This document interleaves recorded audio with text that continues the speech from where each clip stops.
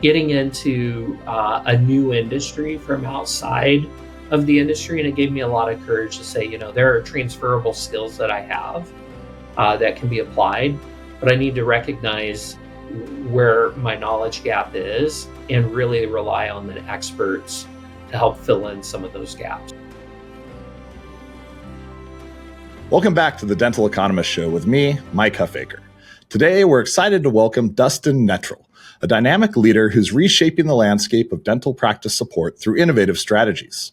Dustin is the president and CEO of Vista Verde Dental Partners. Dustin brings a rich blend of expertise from healthcare, retail, and digital transformation sectors. Under his leadership, Vista Verde has expanded its operations, reach, and impact across 5 states. Dustin is also the vice president and membership chair of the ADSO. Welcome to the show, Dustin. How are you today? I'm doing well. How are you? I'm doing very well. Really appreciate you coming on. I've been looking forward to this conversation. I think you have a really interesting background, and you're involved in a lot of things in the dental industry that I'd love to get to. To start, speaking of your background, you've got a pretty rich background that spans healthcare, retail, dental services.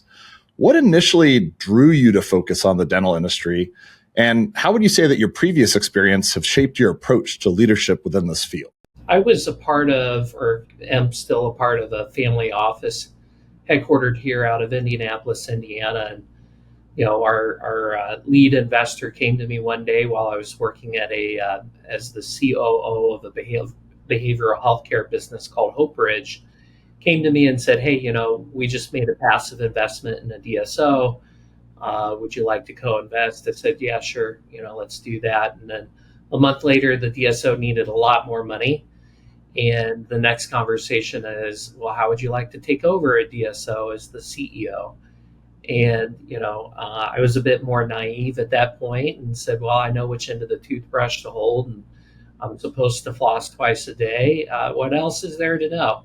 As it turns out, there's a lot to know within the industry, and I've been a student of the business for the last almost 6 years as a result. But I'm fortunate to have such a great support network around me, particularly through the folks I've met through ADSO and folks like yourself and Beth and so on. But as far as preparing me for this, it also seemed like a little bit of this natural culmination in my career.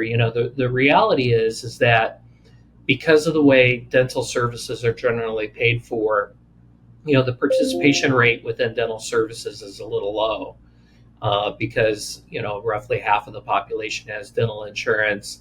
There's a large cash pay component to the work that's done. And so it really is very much a retail-facing or retail-centric healthcare business. And so, I spent, better part of 15 to 17 years of my career in the consumer electronics and appliance industry, where you had to earn each and every customer that you had, and people had a lot of options and choices, particularly with the proliferation of e-commerce really starting in the mid 2000s.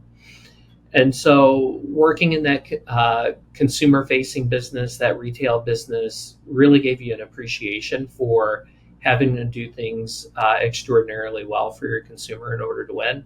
Did have an opportunity to work in e-commerce for about 3 years, ran a large e-commerce business, doing a little over 300 million a year when I left, and was able to actually build an omni-channel presence with that business. It started digitally native.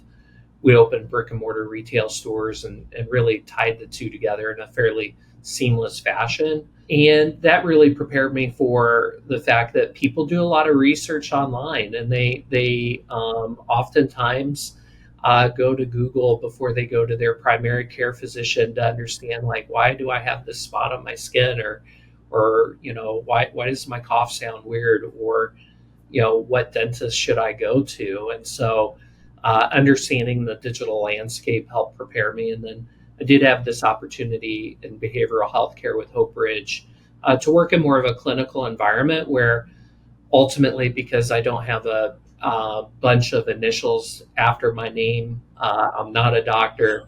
I quickly realized that I'm merely a muggle in their world of wizardry. And my role is really to do the things that I do well so they can be awesome at what they do. And so that really helped me prepare the right mindset and then bring, this experience with brick and mortar, 20 states of exposure, $2.5 billion retail experience, this e-commerce experience where people are really doing a lot of their discovery online around the brand and understanding, the options, and then behavioral healthcare. So, going into dentistry felt like a kind of a natural transition for me, given a lot of the skills I was able to acquire over the years and the team that ultimately I was able to build and bring with me to the business. So tell me a little bit about Vista Verde. What is it that you focus on? If you had to explain like maybe what your secret sauce is or what makes you all a little bit different, how would you view that and how would you explain it to others? Yeah, so we are structurally speaking a dental support organization, or a DSO, but we treat it much like a DPO in the sense that our doctors are invested in the business. They wrote checks to be a part of the business, and we started JVs with each of our doctors. We initially, when we took over the DSO, it was called 24-hour dental care. We had 5 locations at the time, literally open 24 hours a day, 7 days a week. No one can convince me that they had it worse than we did. Very difficult to get dental assistants, let alone dentists, to work at 2 in the morning. But then eventually we opened a new concept called Brightly Denture and Implant Studios, which is almost the polar opposite, right? So we were in this emergency dental business, which had a heavy Medicaid focus, was really focused on expanded hours of operations and a doctor that could literally triage and do almost anything, to now it's heavily cash pay or consumer finance. It's very much concierge level of service. And so they were polar opposites. But what we found is the need for the removal and replacement of teeth, be it with dentures or implant supported solutions, was really tremendous. And so we decided to divest the emergency dental business and go all in on the Brightly Denture and Implant Studio concept. And so what sets us apart really is, we're solely focused on the removal and replacement of teeth with an implant supported solution or dentures. And we're not just kind of a one size fits all approach. It's not, like a Clear Choice or Nuvia. They're great organizations, but you need to have the entire arch of teeth replaced in order for you to be a patient there. With us, we'll meet that consumer where they are, not only with the type of treatment that we offer, because there is a good, a better, and a best, but also financially as well. And so through our financing waterfall and our ability to phase treatment really gives us a unique advantage. And then for our doctors, the fact that they're actual business partners. When I walk into one of our practices and I get introduced to patients, I'm introduced as Dr. Marinfar's business partner or Dr. Sass's business partner, not as the CEO. We don't allow that in our practices because I really view myself as their business partner in their journey. Yeah, so you've overseen quite a bit of change then. That 24-hour business, I can understand that the challenges that would pose. At what point did you determine that it was the right move to divest of that portion of the business? Was it a strategic move to acquire some of the implant and dentures practices, and then once you got to a certain size, you recognize that you can't support both these types of businesses in the same way. They're just so different. Or kind of walk me through a little bit what that thought process was and how that all transpired. Interestingly enough, it was about 6 months into the business that we started to realize that there were some real challenges with scaling it across state lines, because you're largely relying on the state's ability to help cover services for those that are underserved. So on one hand, the mission is amazing, right? That you're expanding access to people that otherwise would not have it, and it's great. The challenge is you got to be able to cover your costs and hopefully make a little money in the process. And that was doable but difficult. but the number of states and the number of locations you could ultimately have were fairly limited. The other piece was for the team, it was kind of tiring because at the end of the day, if you wake up at 3 in the morning and decide you're going to go to an emergency dental office at at 3 in the morning, you are not happy to be there. A dental emergency never happens when you're financially prepared for it. You have set aside the time. It just it's the way life works, and so oftentimes we're doing things that ultimately are really unheard of in dentistry, and it's never good enough for the patient because at the end of the day they're under duress and are just not happy and underprepared for that situation. And so we started looking into what are other niches, so to speak, within dentistry that could really reward organizations that give a high level of service, that treat their patients with a high level of compassion and care, but also reward those that are very good on the digital marketing forefront. Able to do great storytelling, do direct to consumer or direct response consumer marketing, those sort of things. And we felt like the denture and implant space was definitely an area that would reward the team's skills and abilities from a support organization perspective, but also is more fulfilling not only for the team members working in the practice, but also for the doctor too. We're talking about, we went from doing transactions with our patients in the form of removal of a tooth or a treatment, a root canal or dental caries with fillings. That was all very transactional to something that was more transformational, where we're taking a patient who's lost hope, they are filled with despair, and giving them a new lease on life because now they have new teeth. They can go out there, they can be sociable again, they can eat what they want when they want, they can get that job promotion or start dating again or whatever it may be. And there's not a time that goes by that the team is not filled with gratitude and insane emotion regarding the fact that they've changed this person's life. So we went from transactional to transformational literally overnight when we made that decision. And I wouldn't go back for anything. Yeah, I can imagine it would be really rewarding to have that type of impact for a patient where you really are changing their lives. And when you were speaking a few minutes ago and kind of walking through some of your background, you had mentioned, delivering a great customer experience. I've been in dental a little over 5 years now. I think you took over the helm of Vista Verde in 2018, so maybe just a little bit before that.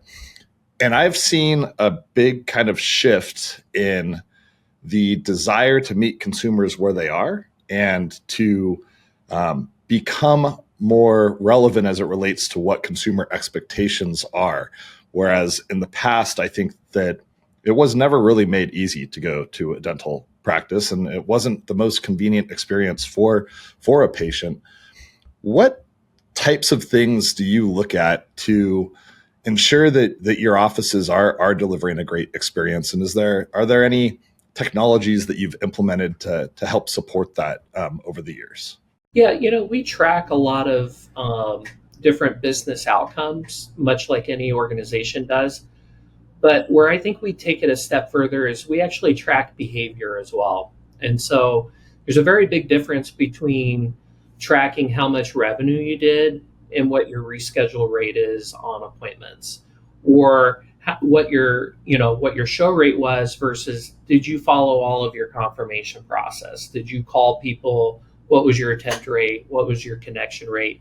And that's a little bit of a difference maker for us. I think about Ritz-Carlton and the 3 steps to service, and it's really being able to fulfill the unexpressed wishes of your consumer, right? So, they go through in the training of the 3 steps to exceptional service, and one of the examples that's given is there's a janitor in the lobby changing a light bulb, and they see someone approaching the door. She's got her arms full of things. She's got the kids with them, and there's really 1 of 2 ways to handle it.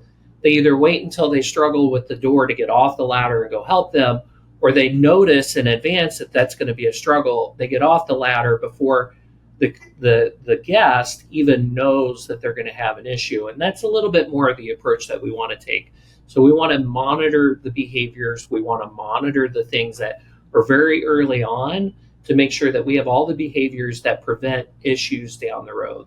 So are we getting our paperwork done before they show up? What's our completion rate on that? Are we starting our appointments on time? Because that's our first commitment we've made to you is we're going to have an appointment at 1, not 1:07, at 1, and so really monitoring those. The other piece is, we oftentimes organizations, they go through and they push for reviews, but some do kind of a gated or a two-step process where it's, hey, we're going to do an internal review, and if we like what you said, then we're going to ask you to leave one on Google. I despise that.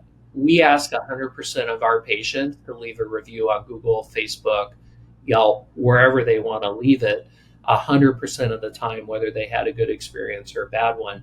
And what we find is it really holds the team a little more accountable because you can't pick and choose who's going to leave a review.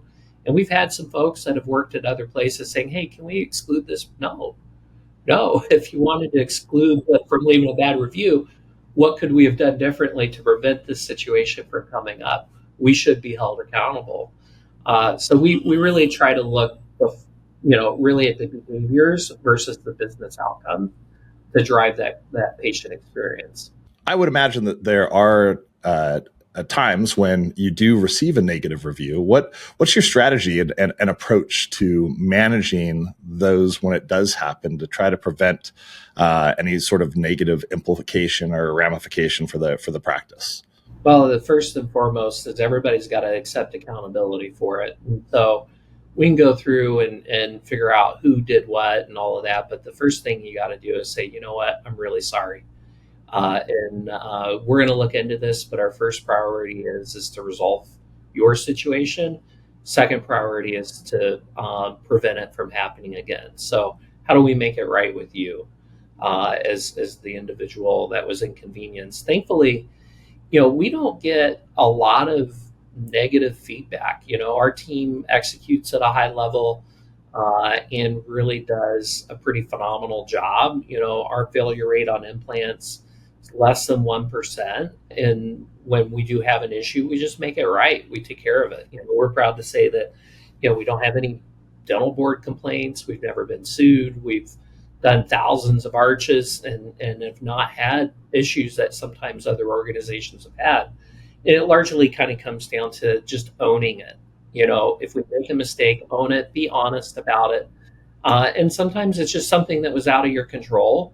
But at the end of the day, they trusted you as the expert. And so you got to find a way to get it under control and to take care of it. So for us, it's just really taking a level of ownership versus people trying to slide it under the rug or explain away why it's not their fault. Doesn't matter whose fault it was. It happened, and we need to take ownership of it and run it down to a resolution. Now, coming out of COVID, there were a lot of challenges posed to the dental industry at large. There were staffing issues, and it was really tough to hire folks. Then we went into this kind of high interest rate environment over the past few years that's posed its own challenges.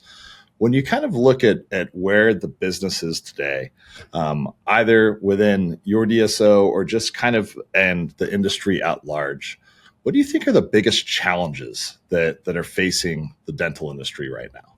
It's a good question. I think one of the larger challenges at a broader sense that does not impact us directly, but indirectly it impacts the industry as a whole is, costs have gone up, but reimbursement has not moved to match with that. So we can't necessarily go backwards on wage inflation. In 2023, Becker sent something out stating, the dental assistant wages increased 8%, but inflation was at 3%.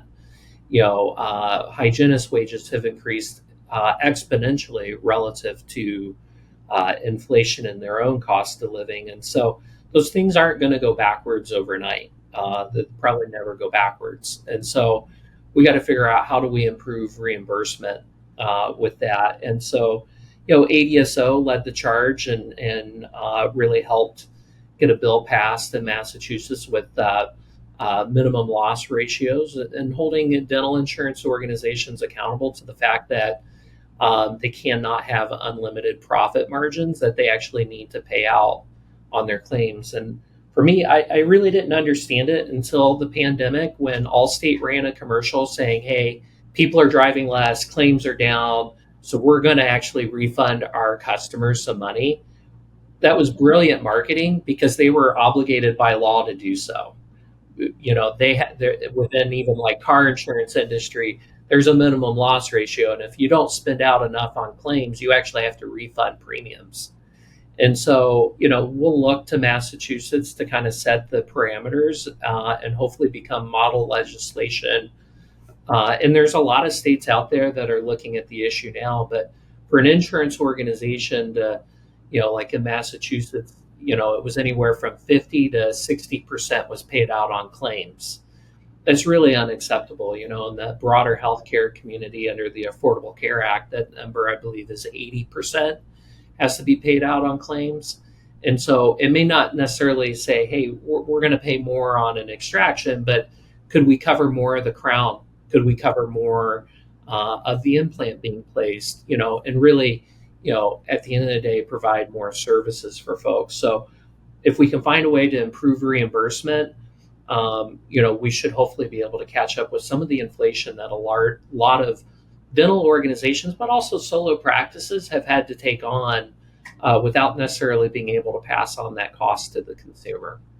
It does really feel like the industry has kind of been squeezed on multiple sides as a result, with reimbursements down and inflation up.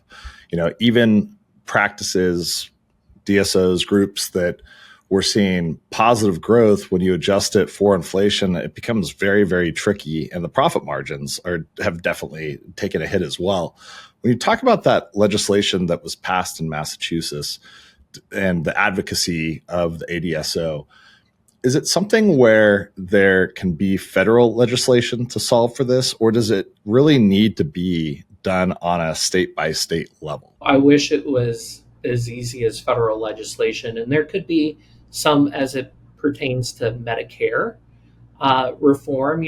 There's more appetite to include dental services for Medicare, which we're supportive of and want to be sure that all of dentistry has a seat at the table as that legislation continues to evolve over time. But outside of that, it's largely a state by state issue that needs to be dealt with. Insurance is regulated largely at a state level.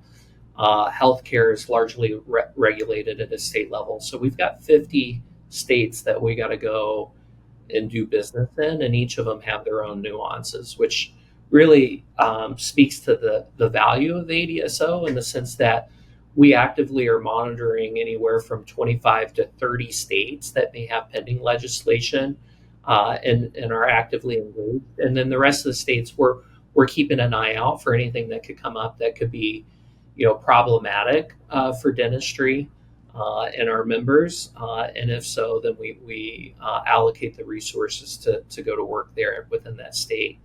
We had a recent win in California with legislation that was anti-private equity, which, look, private equity sometimes gets a bad name within broader healthcare, but within dentistry really expands access to care. You don't see dental students, they go and they graduate from Tufts and all of a sudden it's, hey, I'm going to go open a practice in rural Indiana. That's just not the way it works. They end up staying kind of where they went to school or maybe where they're from, but it really doesn't do much to expand the pie, so to speak. And so DSOs really enable dentistry to be done in a broader set of geography, and it makes it less geographically concentrated around the big cities as a result of it, because DSOs can afford to plant a flag in the ground and build a location and recruit the team, and they can operate at a much higher level of efficiency to where they can make the economics make sense for a lot of dentists to say, hey, I'm going to go to a secondary or tertiary market because I can make good money there and I can live well above my means in a smaller market. And so DSOs help with that. But with this legislation that was pending, it really would have cut off a lot of access to services for folks that are maybe in more rural areas, and they'd be dependent upon the just the goodwill and gesture of a dental grad saying, I want to live in Poughkeepsie. Well, that just doesn't naturally happen. There's got to be a business case for that, and so I'm glad we were able to work on that, and we continue to monitor other states where there's some legislation that all starts from a good place. Sounds like a good idea, but it's just these unforeseen consequences sometimes will foil the best of plans, and so we need that advocacy so we can be that voice in the room to say, no, wait a minute, there's another side to this that could really hurt access to care and the type of care people are getting within your state. But unfortunately, it's state by state. I wish there was a federal one, but there just is not. It's a union of states. It is interesting. It really is just separate and apart from dental, but just legislation in general is oftentimes it almost always comes from a very good place, but the second and third order effects are either not considered or not all the way thought through. So in the particular case of this legislation, if I recall correctly, it passed through the houses in California, House and Senate, and it was vetoed by Newsom, right? I think I saw on X, he did a post. He's like, hey, I've chosen to veto this, or maybe somebody had shared it on LinkedIn. So would you attribute some of that awareness that he had to the legislation to advocacy and lobbying efforts on the part of the ADSO? Yeah, not only the ADSO, but a handful of other organizations. We like to work hand in glove, not only with the ADA, but also the state dental chapters and state dental boards, but also, what Newsom recognized, which we were on the forefront of bringing to his attention, is that a lot of what they were trying to accomplish was already in legislation, and so this was just additional legislation on top of legislation to say, hey, this is all going to go through the state attorney general. Well, last time I checked, the state AG for California's got a pretty full plate. So adding additional regulation that they got to follow up on for something that's not really currently an issue just doesn't feel like a good use of taxpayer dollars and valuable resources there. So, we were a part of that, but there were a lot of organizations that made their voices heard, and ultimately he made the decision based on the fact that a lot of what that bill was trying to accomplish has already been accomplished, and they just need to utilize the existing legislation in order to hold groups accountable to make sure that they're doing things the right way as there is consolidation within healthcare in general. So you're the vice president of the ADSO. How did you get involved with ADSO initially? How did that come to be? Well, if I go back to earlier on when I said I only knew which end of the toothbrush to hold, I might have known slightly more than that, but not much. And so my first order of business was to go online like our consumers do or our patients and say, all right, where do all the smart people hang out that understand the industry? And ADSO came up in my research. So I joined. First membership meeting was in January 2019. Went through the year getting some value. And then when COVID hit, that value just raised exponentially. All of a sudden we're talking about PPP loans and provider relief funds and all these acronyms swimming around out there, and we didn't have the resources to keep up with it. And in fact, initially dentistry was on seventh on CISA's list as far as critical infrastructure. Believe it or not, liquor stores were allowed to stay open, pot stores were allowed to stay open, but dental offices had to close because it's not essential.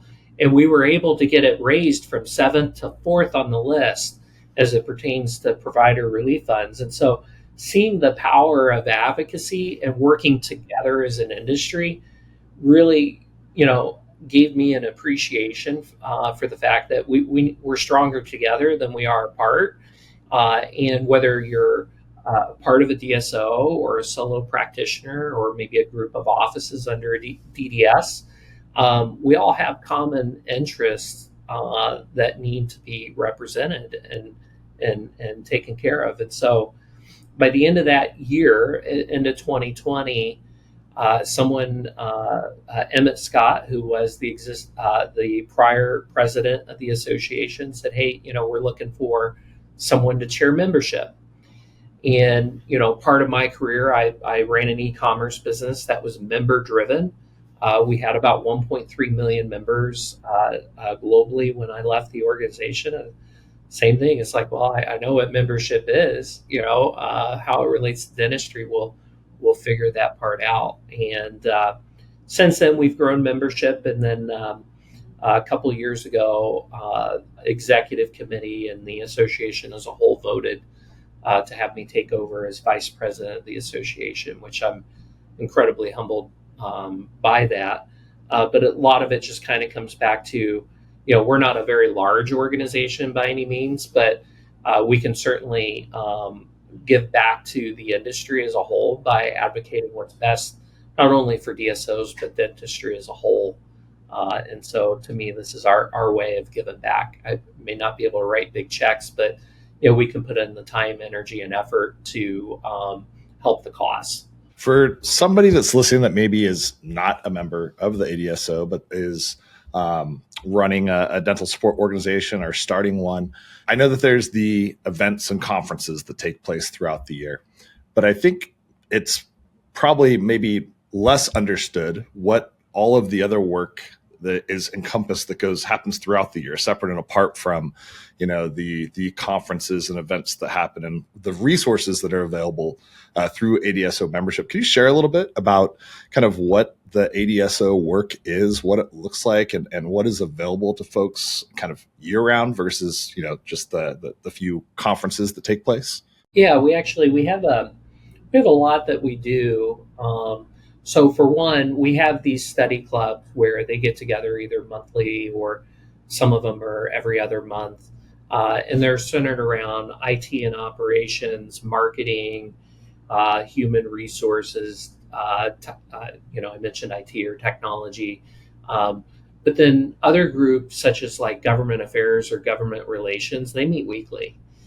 Because there's so much for them to prioritize, and you actually work together to prioritize. Like, hey, we're really interested in working on this bill or this piece of legislation, versus this other one. It's not as big of an issue, so let's let the ADA take the lead on that, or let's hit the pause button on that. So depending upon what your interest is, there's a cohort of individuals that are really, focused on similar issues, such as maybe within marketing and the fact that, PHI within the marketing realm has been a bit ambiguous over the last couple of years. And can I send their IP address back to Google, or can I collect their information and store it locally? All of these things have been a little nuanced, and the guidance isn't necessarily clear from the HHS. And so, I was looking at a platform. I was days away from signing a $30,000 a year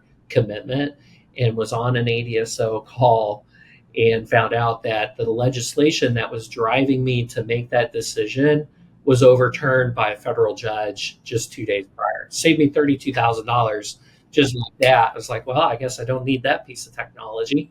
And it was all about anonymizing, IP addresses and all of this, because it was considered under one interpretation as being PHI, and this federal judge said, no, that's kind of ridiculous. You don't have to take it that far. And so there's that. But then there's also the networking component and being able to call up other people and understand, like, hey, I've got an issue. There's likely other people that have dealt with it. So building those relationships with other CEOs. If you're a CMO and you want to build relationships with other CMOs or COOs, being able to have a cohort of other people that are either going through what you're going through or have been through it is incredibly valuable. For me, being able to pick up the phone and call Dr. Ahmed or Steve Bild or Dr. Rick Workman and say, hey, I'm dealing with this. Have you ever dealt with it before? It's really valuable. And when I joined, I was really surprised by how much people were willing to share and how involved they were willing to get. I came from consumer retail. Imagine me, running stores for a large electronics retailer, calling Brian Dunn of Best Buy and saying, hey, we're dealing with a little bit of issue here on labor. The dude would have been like, yeah, good luck. I'm not helping you. But within dentistry, it's actually very more altruistic and a theory of abundance, and people are willing to step in and help, which I have found to be really great, and it's a wonderful community to be a part of, and so incredibly valuable to be able to get on a first name basis with those folks, and also being able to reach out to them as you have questions or you need some advice from someone else that maybe has been in your shoes. Yeah, it's actually one of the things that I enjoy the most about this industry, and that was a pleasant surprise to me when I started when I joined Planet DDS and started to get to meet other folks, is that there is this willingness to help, and that people. I came from restaurant hospitality, and kind of same thing. It was like, nope, you're not getting this feedback in the same way, or this assistance. It's like, okay, good luck with that. We're competition. It wasn't this notion where success is like not a zero-sum game, and that's very much what it feels like here.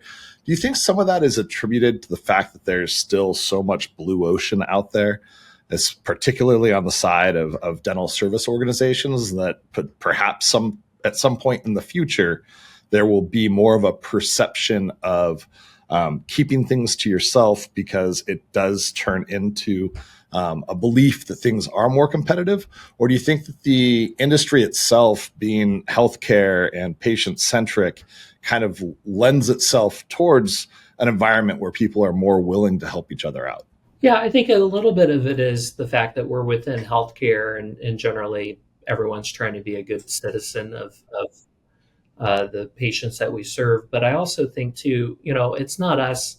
We're not competing against Clear Choice per se. We're competing against the fact that 50% of people, the public, does not see a dentist on a regular basis, right? And so half of the market is just not actively engaged in dental services. If we can take it from half to less than 20%, I mean, we've grown the industry by 60% just by that simple math, right? We go from 50% going in to 80%. That's a 60% increase in participation of services, which will drive better revenue. And for providers that are focused on the removal and replacement of teeth, maybe our business at some point gets worse because people are taking more preventative measures. I for one would welcome that. And I bet you a lot of other folks out there that have implants and denture focused practices would be fine with that too.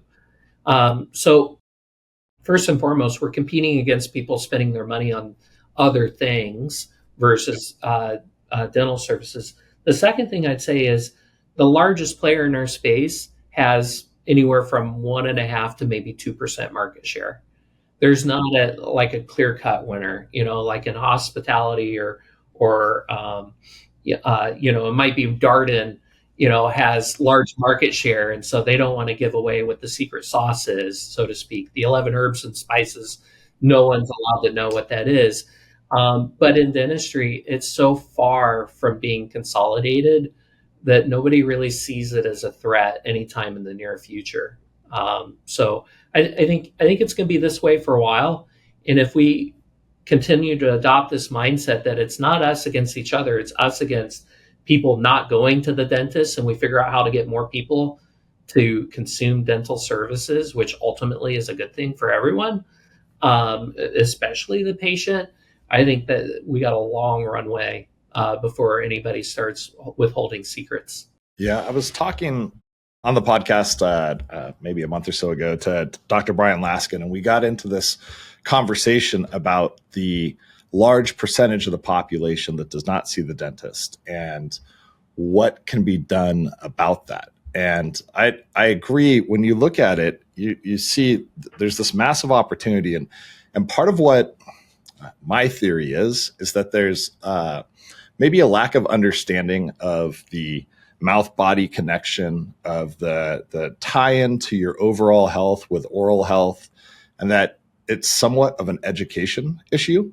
I know that we all receive content in so many different ways today than we did, 30 years ago. When I was growing up, I'd be watching TV and there'd be advertisements that would come out for what's good for your cholesterol, or don't do drugs, or this or that. And it would seem like an opportunity, if it was 30 years ago, to educate the population on the importance of going to the dentist through some type of medium like that. But in the absence of that, since people now largely are trying to avoid commercials at all costs, do you think that there is an education issue, or do you think it is a like on a per practice community sort of challenge to solve this problem? What kind of things can we do? How do you think about it?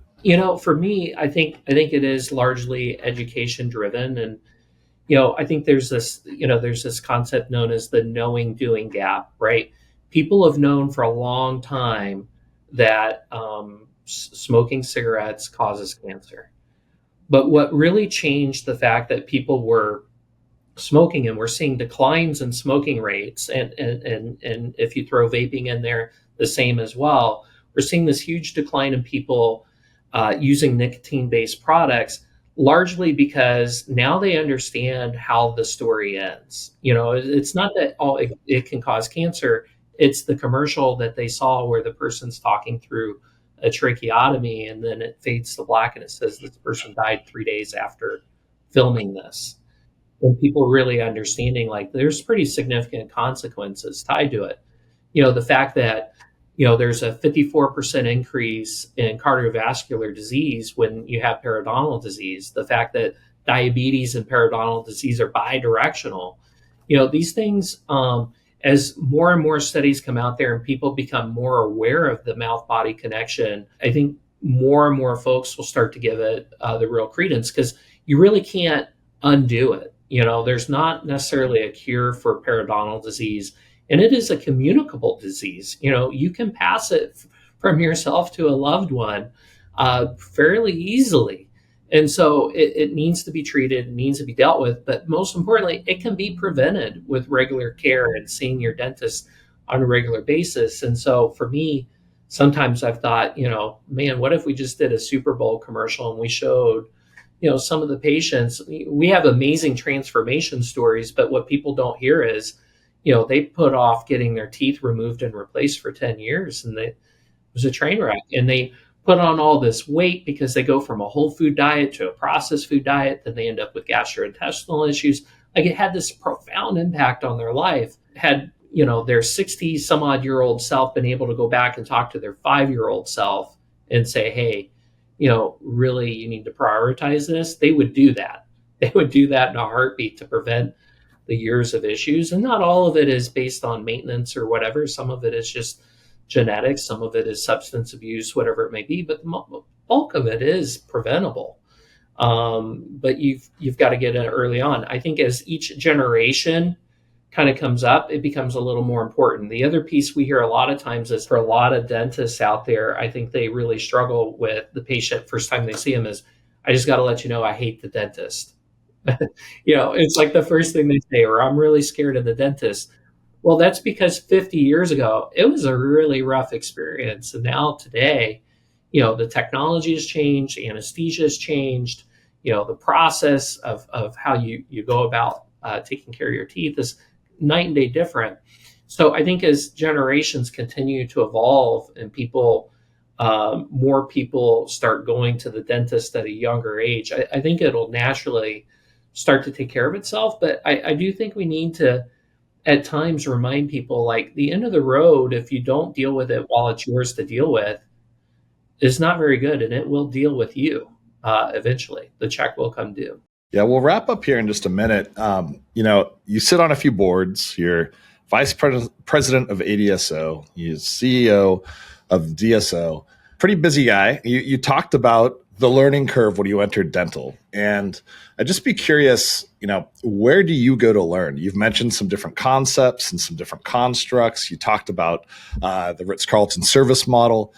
So I would imagine you're a reader, but would love to hear kind of your approach to continual learning. And if you have any books that you particularly have enjoyed that you would recommend to others. First place I go to learn is really our patients and our team members. So traditionally, over the course of a year, I'll spend 100 to, at its height, 150 nights a year on the road, working with our doctors, talking to patients, talking to team members, and asking a lot of really good questions. And sometimes asking some really dumb ones too. But learning from our team and learning from our patients, I think, has been really immenseful for me. The other piece that was really impactful is really trying to read online as much as I could about different procedures and kind of what's going on, in the world of dentistry in general. As far as books are concerned, my favorite book, really two favorite books, and they're more business oriented. And then I've got a third one to recommend. But first one is Good to Great, and so Jim Collins, Good to Great. And it's like, okay, chronicles Circuit City and all this. And the problem is that they ended up having this hubris. And then he had to follow it up with another book called How the Mighty Falls. It really talks about the fact that they got outside their lane. Not a lot of people know that Circuit City, which was the second largest appliance and electronics retailer in the nation, voluntarily got out of the appliance business and then eventually decided, well, we can start our own technology business called Divx. And then they started a car business called CarMax, and they got into all these other things because they could do no wrong. And what the reality is, they got away from their mission. And so I think a lot can be learned in dentistry to say, really pick your lane and do it incredibly well and do it better than anybody else around you. Doesn't mean that you can't add adjunctive services, but, there are organizations out there that are like, hey, now all of a sudden we're going to start doing Botox and we're going to start doing skin treatments and stuff. And it's like, well, then, your dental office, be the world's best dental office, then think about where you want to go from there. And then the third book that I really enjoyed was called Outsiders. Is that Malcolm Gladwell? Yeah. And getting into a new industry from outside of the industry. And it gave me a lot of courage to say, there are transferable skills that I have that can be applied, but I need to recognize where my knowledge gap is and really rely on the experts to help fill in some of those gaps. And they're, sometimes they have different approaches and thoughts, so you got to suss through that a little bit. But, I think Outsiders was a really good lesson for me, especially going from very disparate industries throughout my career. Gladwell's writing style is so engaging too. You get into those books and kind of all the stories and tales that he weaves into them are pretty fantastic. I love those recommendations. Thank you for sharing all of that. And we'll wrap with that. So Dustin, if anybody wants to get a hold of you, what's the best way to go about that? Yeah, so they can reach out to me on LinkedIn. Dustin Netral. There aren't a lot of Netrals running around in the world. Shouldn't be too hard to find. And then also they can always email me at dustin.netral@vvdp.dental. Happy to chat with anybody who wants to geek out about dentistry or business in general. Thank you so much for joining. Really appreciated it. All right. Thanks. Take care. The Dental Economist Show is brought to you by Planet DDS, home of Dental OS. To find out more about how cloud-based dental software by Planet DDS helps unleash dentists and their staff to focus on patient care, visit www.planetdds.com. Stay tuned for upcoming episodes by following wherever you listen to podcasts. And thank you for listening.